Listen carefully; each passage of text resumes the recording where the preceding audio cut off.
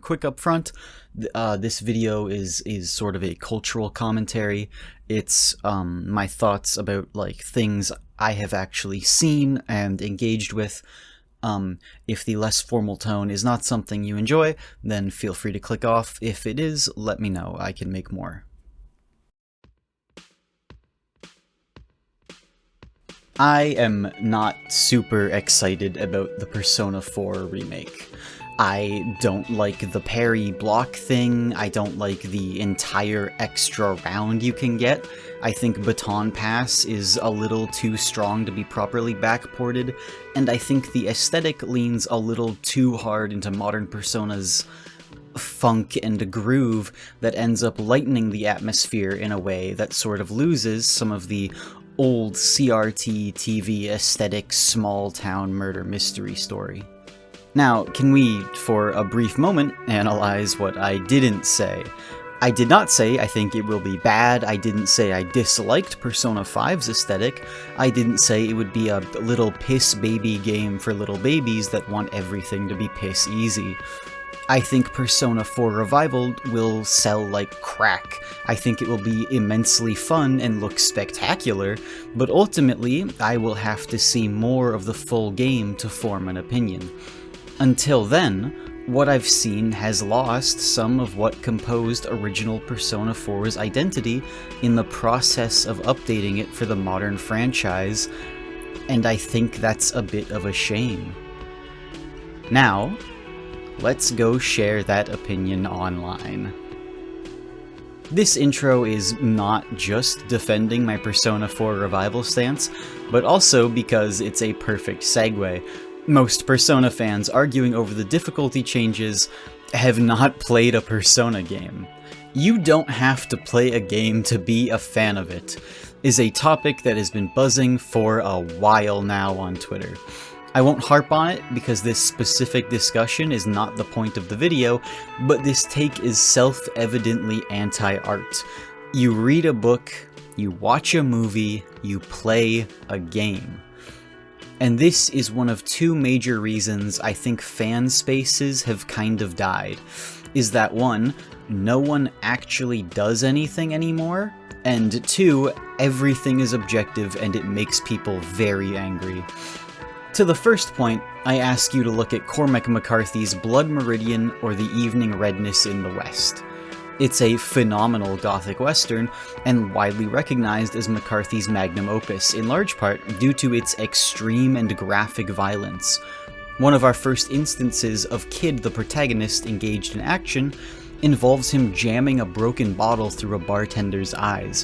When we find the kid in Mexico later, we're shown rotting babies mounted to bushes. There is a very obvious and explicit through line of violence, a Heraclitean or Hobbes philosophy that man's natural state is war, an ever-present threat of violence, or even that the state of being is itself warfare.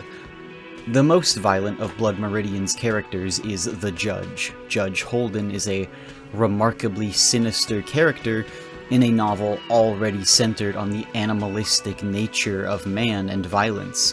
The Judge somehow stands out as particularly creepy and cruel, and is to some extent implied to be metaphysical. In his first appearance, the Judge accuses a preacher of fraud, child molestation, and bestiality, later admitting he had never even met the man before. Either he made up these accusations for fun, or through some kind of omniscience, he just knew the man's crimes.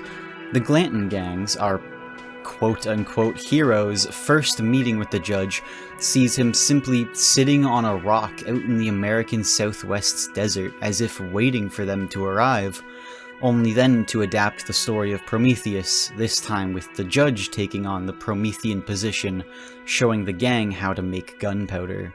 For a brief aside, I have developed a particular disdain for the word LARP, not in its original meaning, but in the modern redefinition. LARPing is live-action roleplay on the modern internet. It's used to refer to someone pretending to be a fan of a work for the sake of engaging in fandom discussion, role-playing as a fan.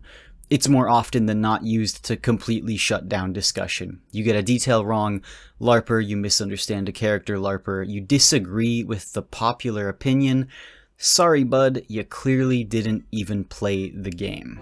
With that being said, people be LARPing. Blood Meridian is known mostly for being the evil judge book from TikTok slideshows.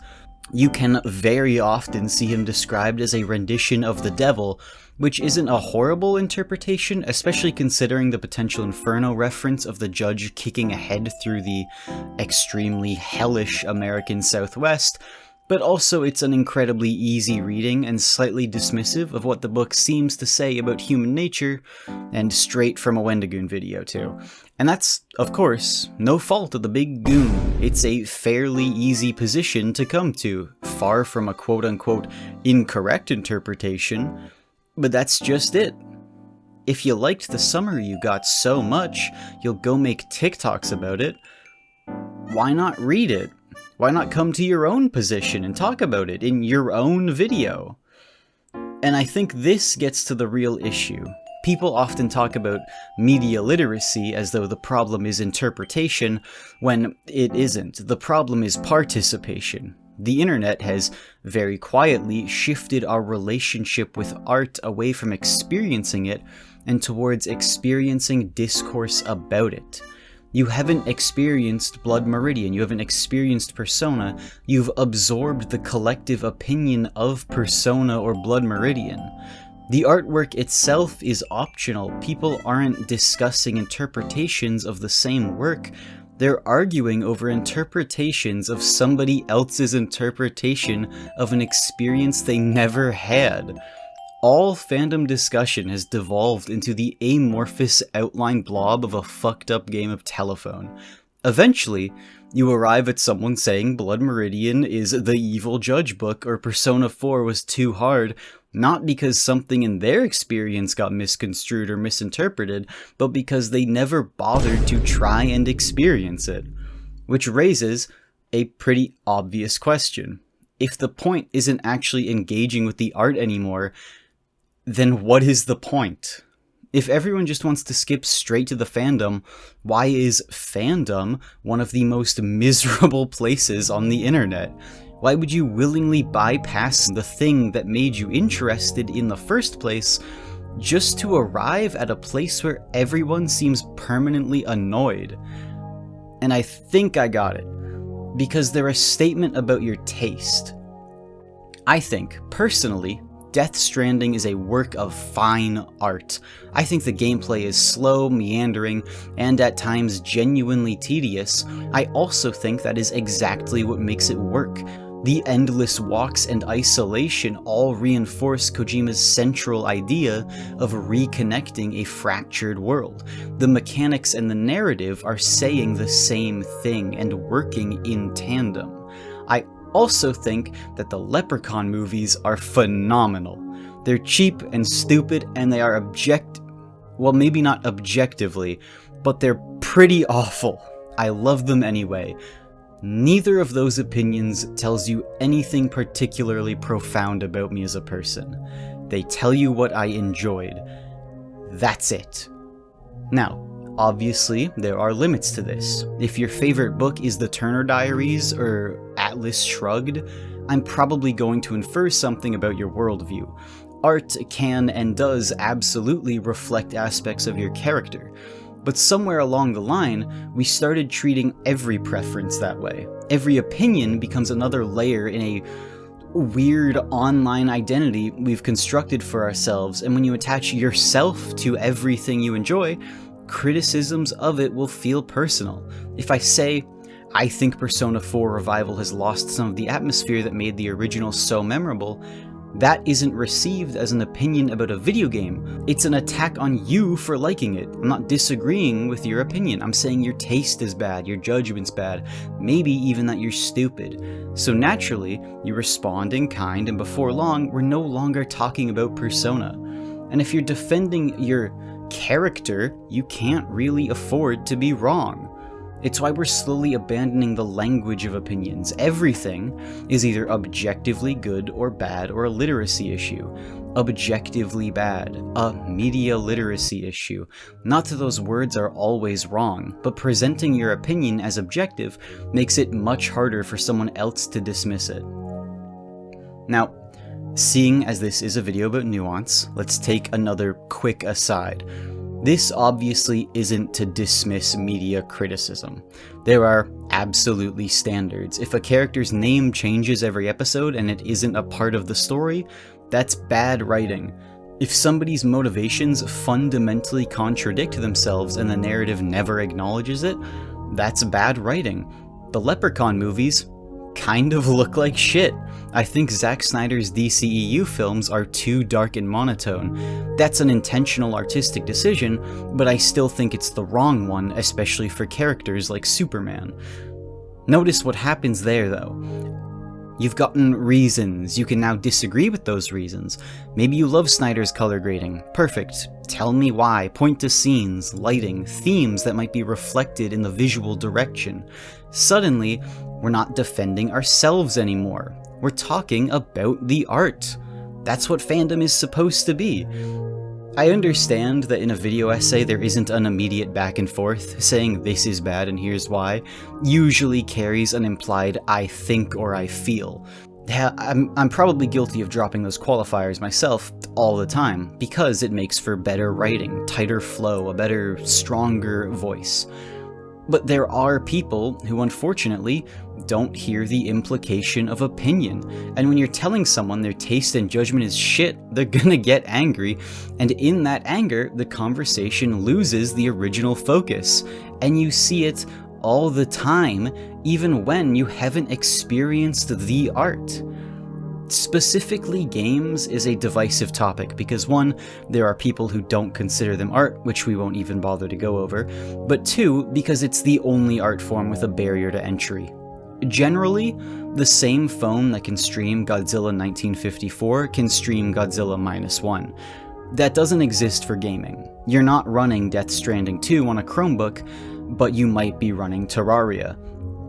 That being said, accessibility is not the same thing as convenience. Art should be as accessible as possible. Accessibility also, however, requires effort from the audience. If somebody genuinely cannot afford to experience a work, I don't think the answer is simply sucks to suck. Preservation, emulation, and accessibility matter.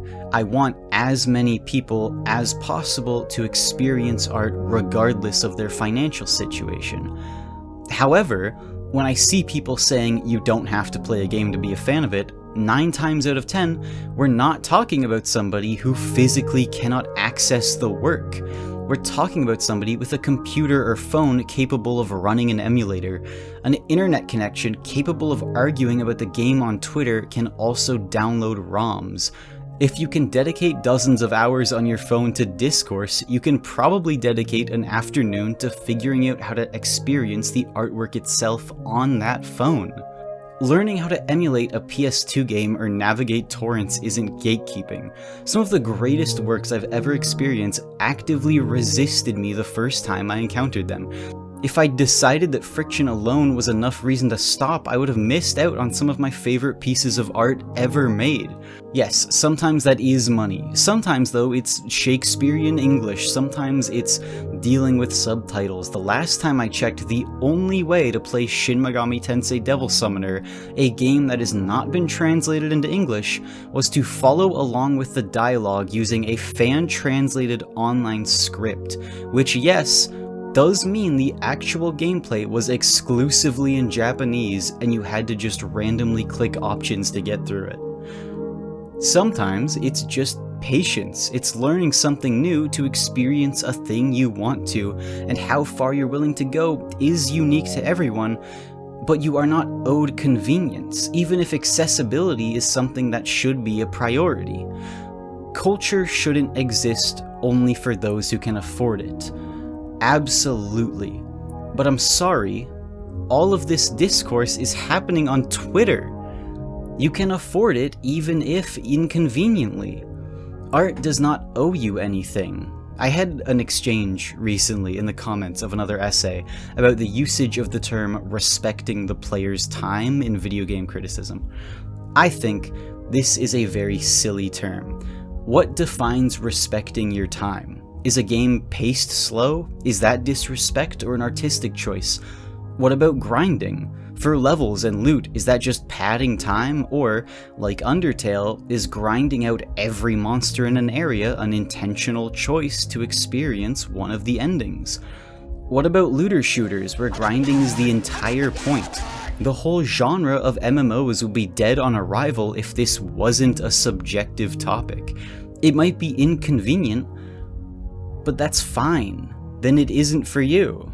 There are obvious exceptions, like things that are intentionally designed slow, only to monetize a faster option. In that same comment section, someone mentioned Dead Space 3 selling you the option to fast-track things that took real time, and while I've never played Dead Space 3, that is obviously scummy. They're monetizing a solution to a problem they invented. And sure enough, the comment pointing to it was extremely angry. In private, this is fine. If you have an existing repertoire with someone, and it's what you guys do, you can dunk on your friends. You can play up your gamer rage. I have a very good friend of mine who is a Sonic fan. Enough said. But when these Twitter dunk fests are what gets pushed to the top of the fandom slop piles, it permeates to the rest of these spaces and it reproduces itself. Algorithms reward engagement, and nothing is going to get more likes than calling someone an IDF soldier or a pedophile. Eventually, you stop seeing people talk about artwork. You're gonna see the 9th quote tweet of a chain that, if you dig deep enough, started with Halo lore. Like, that's a shame. Because art is one of the few things where winning isn't the point. Art isn't a rat race. I've watched movies I hated the first time, only to come around to years later. I've played games and read books that fundamentally changed and shaped who I am and what I believe, and in changing me, changes how I look back on them. I've had people point out themes I'd completely missed and come away appreciating something far more than I did originally. That only happens if you're willing to admit you might be wrong. And sometimes you aren't. Sometimes you really just don't like stuff. When people say art is subjective, that both extends to every possible facet of it, and still means you can find things you don't like and make arguments for it. Those aren't mutually exclusive ideas. The internet has made having that conversation feel almost impossible. When you tie yourself so heavily to the things you do or do not enjoy, changing your mind feels like losing, when in reality, opening yourself to all manner of new art as someone who actually loves art is the healthiest thing you can do. And like, is that not everyone? Does everyone not love art? Is that not the entire point of being human? To create an experience and change and be changed in turn. Art is beautiful. Controversial, I know. So why have we made talking about it so heated and angry? Humans are social creatures. Being social about the one thing that sets us apart should be like the happiest moments of our life.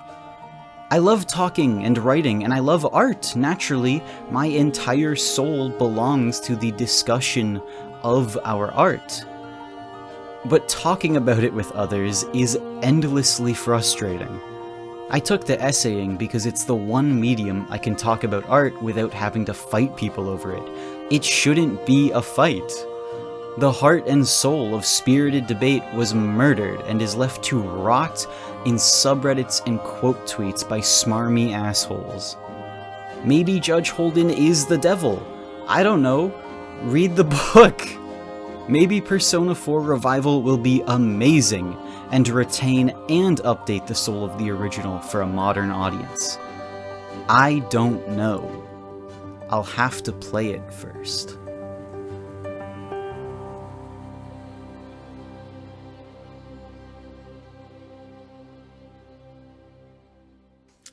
Thank you for watching. If you enjoyed this, Feel free to like and subscribe.